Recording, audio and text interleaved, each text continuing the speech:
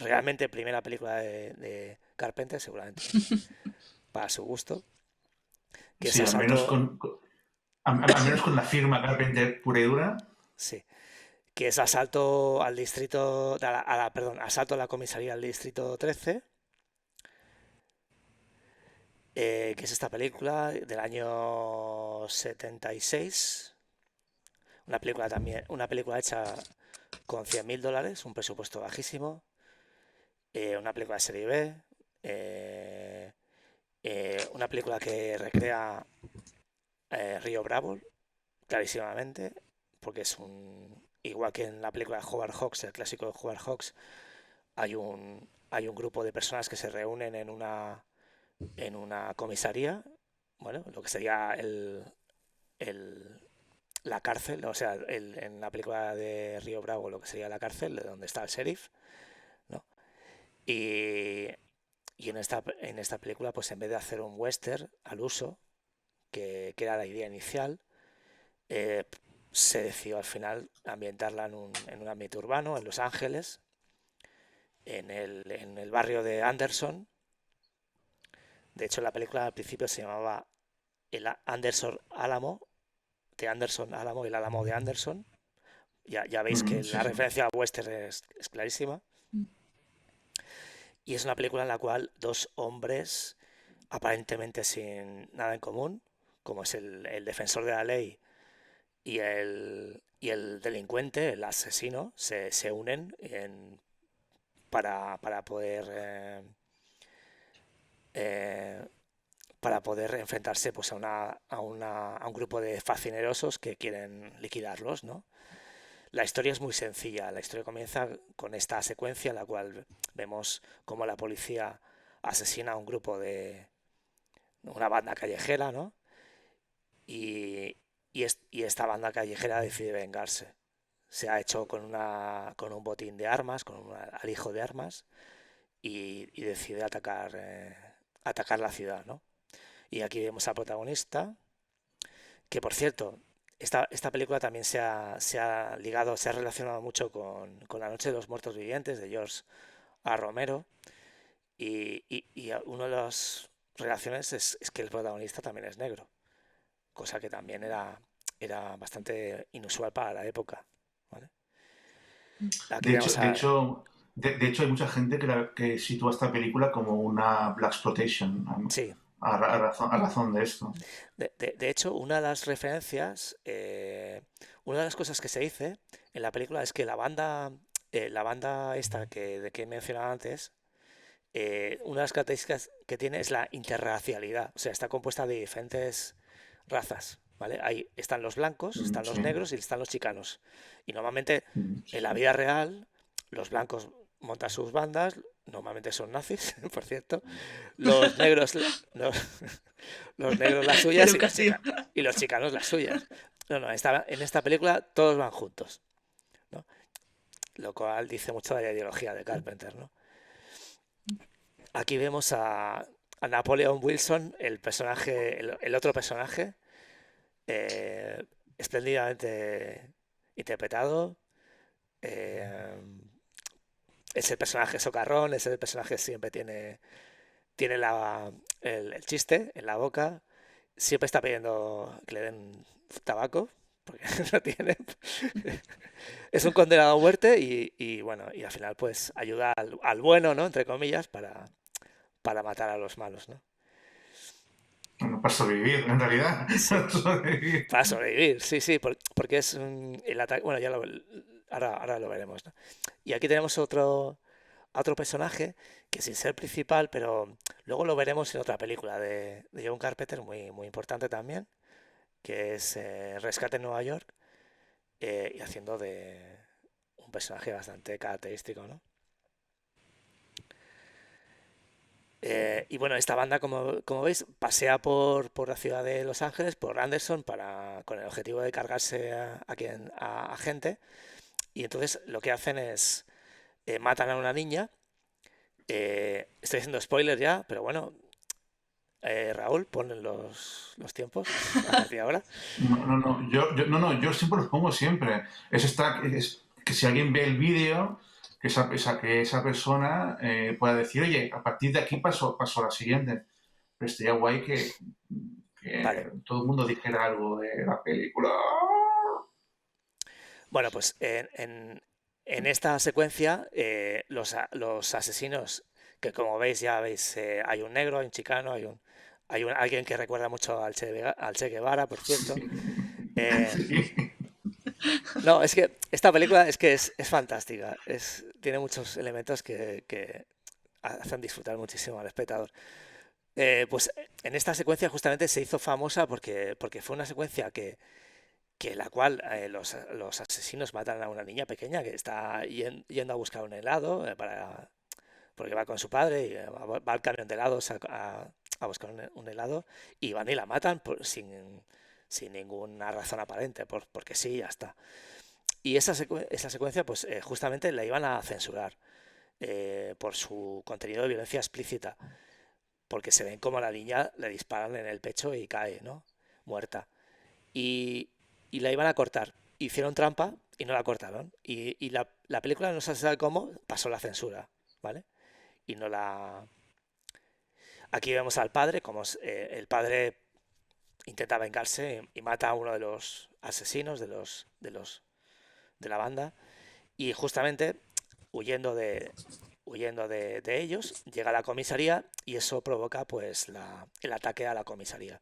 Y aquí vemos al grupo de los integrantes de la comisaría. Es una comisaría que está siendo desmantelada, que prácticamente no hay nadie y se encuentra aislada de la ciudad y por lo tanto es un terreno propicio para que se produzca un asalto en plena noche, un asalto. Además los asesinos utilizan, o sea, a nivel de guión está bien pensada, porque dices, bueno, los asesinos utilizan silenciadores para evitar que los disparos les delaten y la policía acuda y aquí se acabe todo y ya está. Entonces, para propiciar la idea de que es un lugar aislado, remoto, en el cual no va a venir el séptimo de caballería a rescatarte, sino que tienes que defenderte de los indios, volvemos a westerns, ¿no? Pues tienen que hacerlo así, ¿no? Y se puso un tiroteo muy bien rodado. Hay también una referencia, aquí lo vemos, hay una referencia a la película de Howard Hawks, que es eh, cuando uno de los personajes le pasa un rifle al otro, ¿no? Y Bueno, el otro prota. el El otro otro prota. prota se lo pasa. Sí, pues es una copia exacta, es un homenaje clarísimo a la película de Howard Hawks, donde también no recuerdo si es Dean Martin que le pasa el rifle a John Wayne o al revés, ¿vale? Y, y bueno, y se produce una sala de tiros muy entretenida y también que recuerda mucho a la defensa que hacen del fuerte, ¿no? Por decirlo así, que se ve también en la noche de los muertos vivientes, ¿no? Porque los atacantes, los asaltantes, pues no dicen ni una sola palabra en toda la película. Se muestra, están todo el rato corriendo alrededor perdón, están todo el rato corriendo alrededor del fuerte, ¿no? Por decirlo así, y envueltos en las sombras y aprovechan, o sea, es la mezcla de géneros de la que hablábamos, ¿no? Western, género de terror, ¿no? Y bueno, no sé. Eh, una película altamente recomendable y que ya muestra claramente cómo será el cine de Carpenter a partir de entonces, ¿no?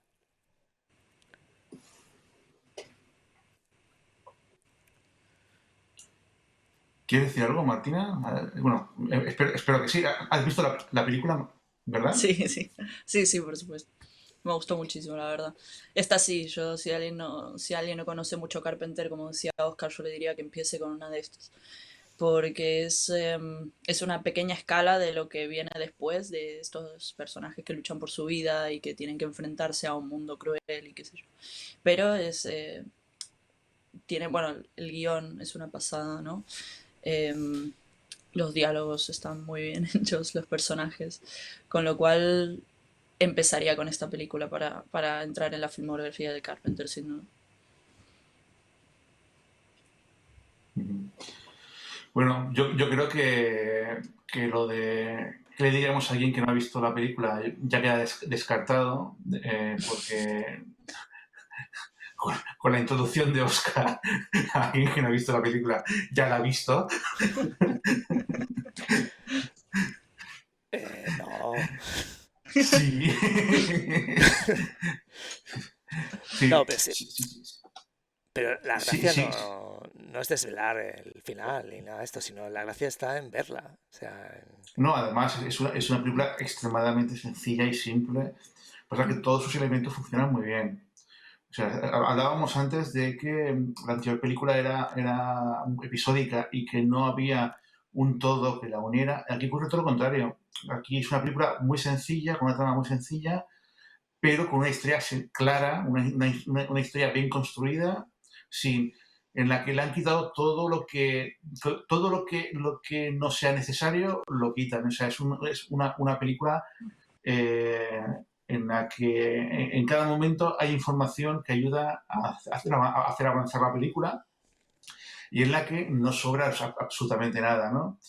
El protagonista es muy John Wayne. El protagonista me refiero al que está atrapado, al que tiene la sentencia de muerte, que yo creo que es el personaje por el que el Carpenter realmente siente cariño.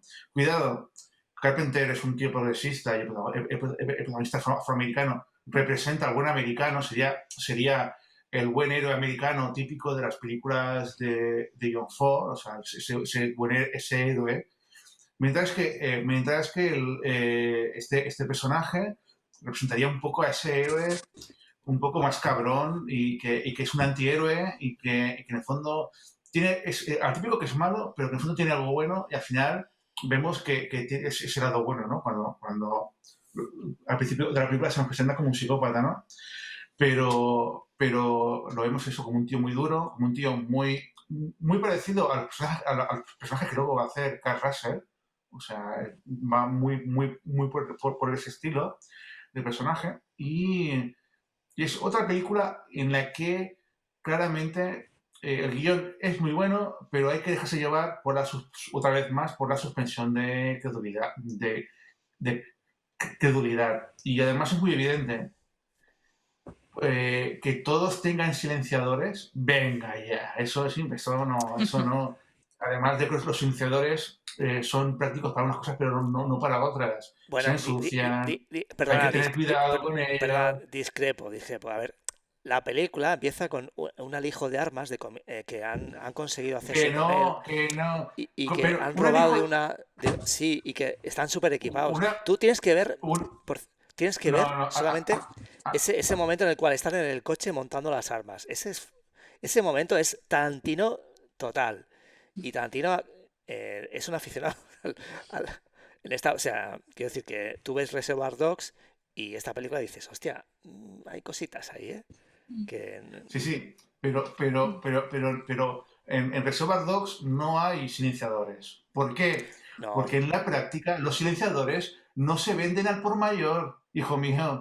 Si hacen un alijo de armas, no, en ese alijo no va a ser todo con porque silenciadores. son armas robadas, armas robadas del ejército, de saber dónde, tío. En el ejército, todo lo que van a usar no son con silenciadores. Es muy poco lo que usan con silenciadores. Como mucho un francotirador o algo. No. O sea, cuidado. No digo que esté mal. Digo que si tú dices que eso es normal y que no pasa nada, te estás autoengañando. Eso es una chuminada argumental que Carpenter usa muy inteligentemente para darle además a los malos un tono casi Fantasmagórico. fantasmagórico, muy parecido a lo que hace John Ford en La Patrulla Perdida. No sé si habéis visto La Patrulla Perdida, pero es un grupo de gente en el desierto en la que van recibiendo disparos, están en un oasis y van recibiendo disparos y no ven a quién les dispara. Y van muriendo uno, luego otro, luego se pelean entre ellos, ¿sabes? Es un argumento muy parecido y tiene ese rollo fantasmagórico porque nunca se ve contra quién luchan. Entonces, esta película también tiene este punto muy fantasmagórico. Además, cuando los malos aparecen, atacan físicamente, es muy rollo también la noche de los muertos vivientes, porque no hablan, no hacen nada, solo atacan, solo avanzan. Además avanzan como zombies, como bla, bla, ¿sabes? Hay un momento en que Sí, atacan un montón y es como si fueran zombies. Y están súper Es que, armados, que bueno, dices tú, oye, sí, Martina, Didi. creo que tiene, o sea, más allá de crear atmósfera, tiene que ver con el discurso de Carpenter, porque esos personajes son, ¿cómo decirlo? La subliminación del mal son como, los pone como marginales, ¿no? Siempre cuidando mucho que no meter en el mismo saco a todo el mundo. Por ejemplo, en, el bueno, sí, pero por línea de diálogo hay un par de críticas hacia lo que es la policía, el cuerpo de la policía en general. Yo Ellos he dicho son, poli bueno, he dicho ese policía bueno, claro, ese personaje es el héroe, pero no por ser policía, sino es ese personaje, que es la ujú, tipología de personaje de bueno. claro. Y por eso, o sea, el personaje del marginal, por otro lado, también lo trata con la misma, ¿no? Con la misma delicadeza. El personaje del, ¿cómo se llama? Acuerdo. Eh, Napoleón. Napoleón, Napoleón. ¿Cómo me olvidé? No, no lo puedo creer. Eh, en cambio, los malos son como una amenaza que viene de cualquier parte, ni siquiera está motivado ese mal por una acción que hayan hecho los otros en contra, ¿no? En su contra. Es un mal que se resiente, que está por todas partes en el mundo en el que Carpenter siempre nos incorpora. También creo que tiene una razón discursiva y de guión el hecho de que no los podamos identificar tan bien cuando empiezan a atacar en manada, porque más que personas son el resentimiento social que llega a explotar y que cae a cualquier inocente que está delante, sin Totalmente de importar acuerdo. si tiene o no culpa. Muy bien, Martina, muy bien dicho, sí, sí. Pero eso mismo también era en gran medida La noche de los muertos vivientes, que también era una parábola Mm, social también. Ujú. Sí, sí. mm.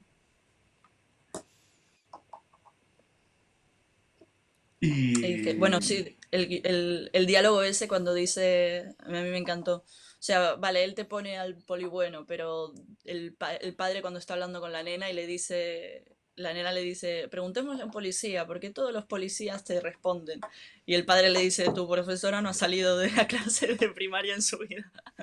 Siempre tan bien equilibrado. Lo mismo con el cura en la niebla, que ya lo hablaremos, pero es un cura que tiene una moral, ¿no? Porque él cree realmente en lo que está haciendo, porque cuando ve que las cosas, cuando sabe lo que pasó hace 100 años, el tipo se enoja se da cuenta de que todo lo que él cree está fundamentado en una mentira.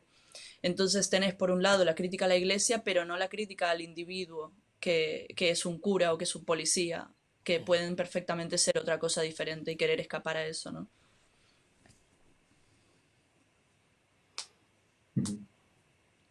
Muy americano lo de no hay que juzgar al individuo, pero también no se les juzga porque toman acciones diferentes, no porque haya lotería de que sean buenos, no, no se les juzga porque las acciones que hacen van en otra dirección a lo que haría cualquier otra persona, como lo de desatar, salvarle la vida a Napoleón.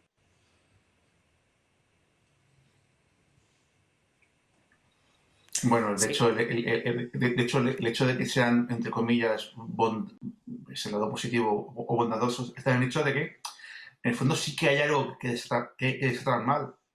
Es que sí que ha habido uno de ellos que está en estado catatónico, que nadie sabe muy bien qué ha pasado y que en el fondo saben que lo están buscando a él. O sea, una forma de sobrevivir podría ser darle un empujón, cerrar puertas y que de se lo hecho, carguen a él. de hecho, uno de los personajes Lo lo propone. sugiere, lo Sí. propone.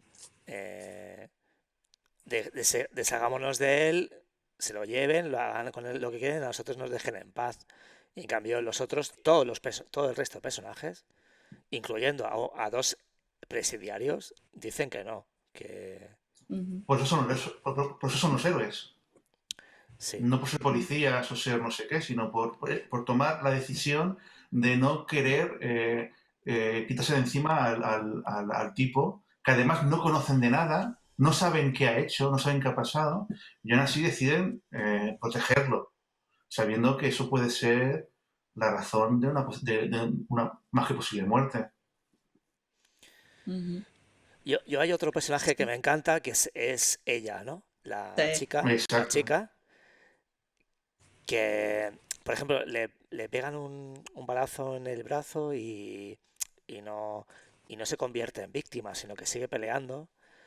eh, y luego que además es una persona que empatiza enseguida con Napoleón Wilson, ¿vale? Bueno, empatiza con los dos, con Sí. Bishop también, con el policía, ¿no? Pero sobre todo con Wilson, ¿no? Porque de alguna forma hay como una conexión entre ellos, una química, ¿no? Y se ve muy claro. Y se queda, y ella se queda hasta el final diciendo, bueno, tengo dos balas, una para ti y otra para mí, ¿no? Cuando están acorralados, ¿no? Cuando ya están en el álamo, ¿no? Que dicen, bueno, ya van a por nosotros, ya no podemos salir de aquí y eso, ¿no? Mm. Es además un ejemplo de lo que hablaba antes de personaje femenino carpenteriano, que es como personaje fuerte, personaje proactivo, o sea, pues, personaje que no se limita a ser una víctima, sino que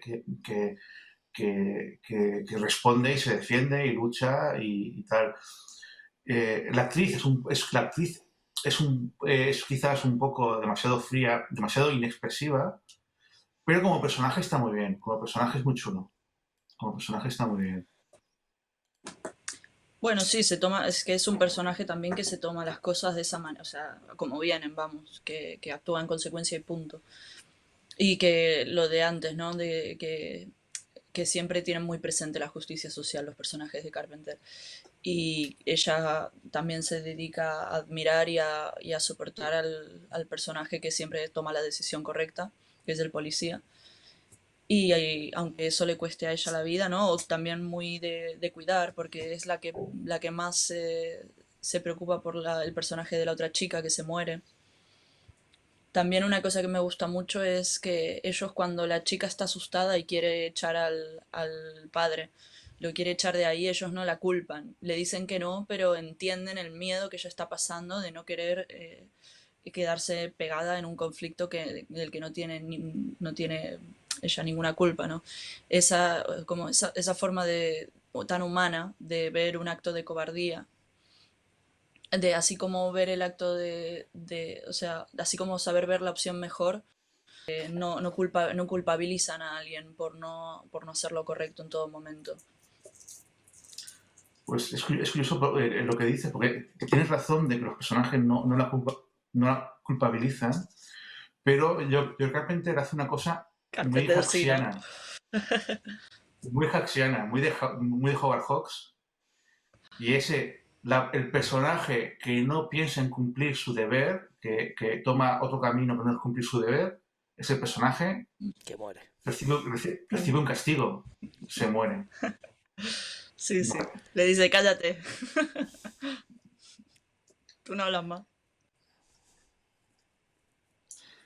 Luego, como Chominada, así como antes, quería comentarlo antes de acabar de hablar de Asalto a la Comisaría 13, como Chuminada, eh, otra vez más, Carpenter dirige, compone la música, escribe el guión, pero además edita la película, es editor de la película. Pero lo hizo con seudónimo de John T. Change, que es el personaje de John Wayne en Río Bravo.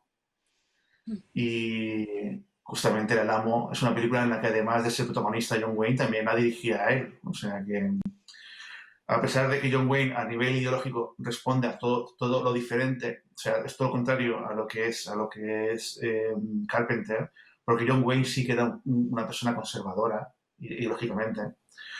He dicho yo que, por ejemplo, John Ford es mucho más dudoso y hay muchos más matices. En el caso de En el caso de John Wayne no los hay tantos, es muy evidente. Aún así, se ve la admiración que siente Carpenter por John Wayne o por sus personajes. Más que por John Wayne, yo creo que por sus personajes, por sus roles.